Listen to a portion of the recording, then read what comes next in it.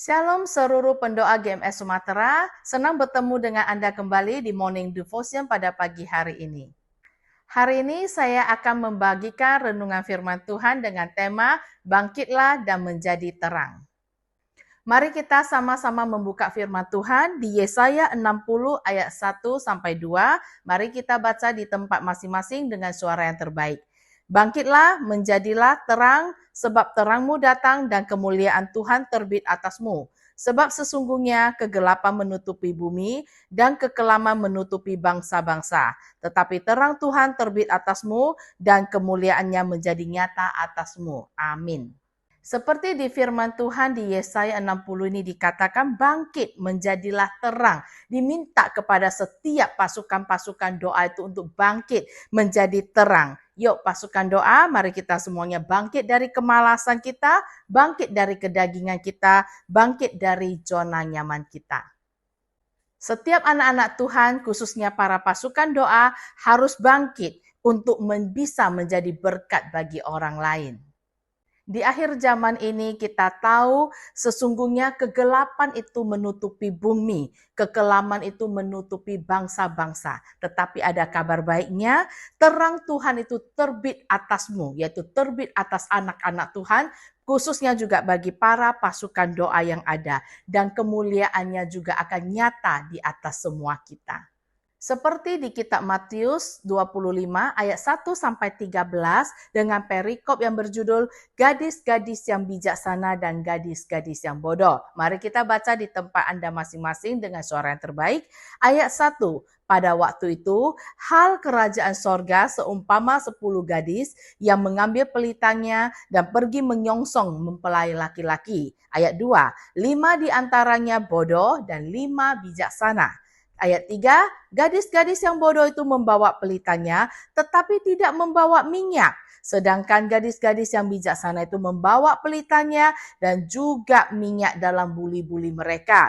Tetapi karena mempelai itu lama tidak datang-datang juga, mengantuklah mereka semua lalu tertidur. Ayat 6, waktu tengah malam, terdengarlah suara orang berseru, mempelai datang, songsonglah dia. Ayat 7, gadis-gadis itu pun bangun semuanya lalu membereskan pelita mereka.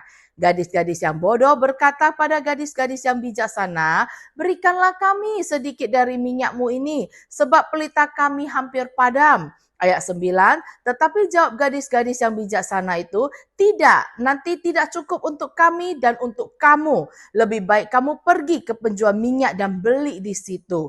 Ayat 10, akan tetapi waktu mereka sedang pergi untuk membelinya, datanglah mempelai itu dan mereka yang telah siap sedia masuk bersama-sama dengan dia ke ruang perjamuan kawin, lalu pintu ditutup.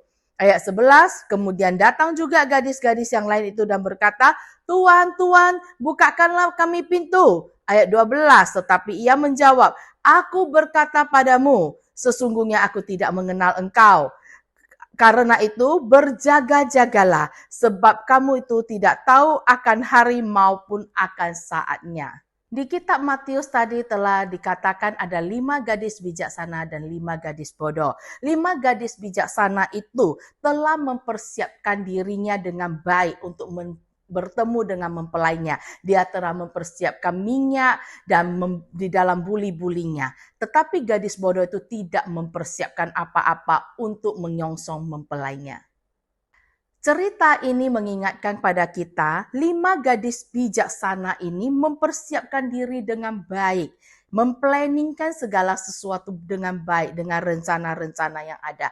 Tetapi 5 gadis bodoh itu menganggap remeh untuk ketika bertemu dengan mempelai itu, sehingga tidak mempersiapkan diri dengan baik. Sering di dalam hidup kita ini, kadang maupun di dalam pelayanan kita, maupun pekerjaan kita, ataupun di dalam keluarga kita sering tidak mempersiapkan diri dengan baik.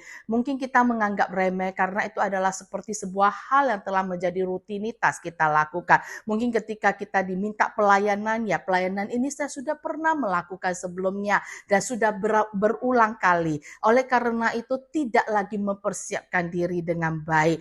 Oleh karena itu seperti dikatakan telah menganggap menganggap remeh, menganggap enteng dengan segala sesuatu yang akan dikerjakan sehingga tidak mempersiapkan diri dengan baik.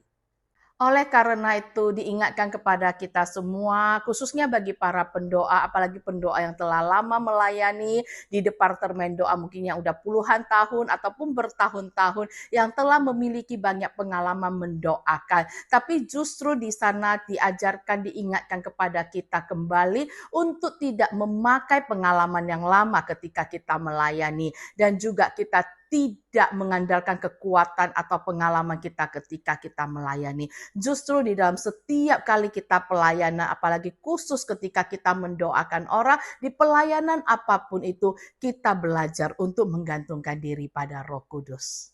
Jangan menjadi pendoa yang ketinggalan, seperti seorang gadis yang bodoh itu ketinggalan dan tidak mempersiapkan diri dengan baik.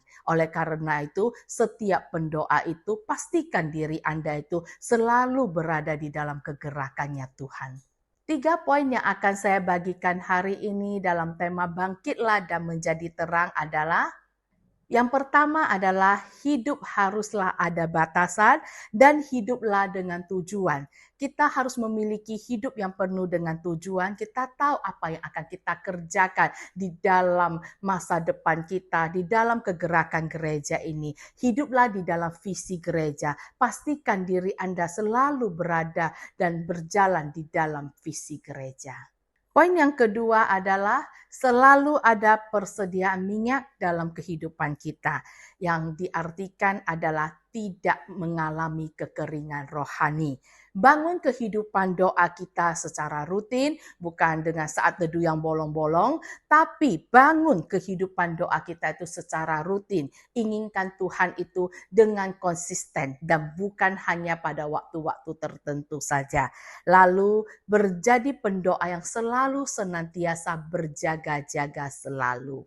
Poin ketiga adalah kejar apa yang menjadi ketinggalan di dalam hidup kita atau adanya delay di dalam kehidupan kita. Haus dan lapar akan perkara rohani, inginkan Tuhan lebih lagi dan terus bergerak di dalam kegerakan gereja ini. Saya mengajak seluruh pasukan doa GMS Sumatera untuk bangkitlah dan menjadi terang dimanapun Anda berada. Apapun permasalahan ataupun pergumulan yang Anda hadapi hari ini, jangan terpuruk, jangan berkecil hati. Tetap percaya jika Tuhan di pihak kita, siapakah lawan kita. Demikianlah Morning Devotion pada pagi hari ini. Sampai ketemu Morning Devotion di bulan depan. Tuhan Yesus memberkati.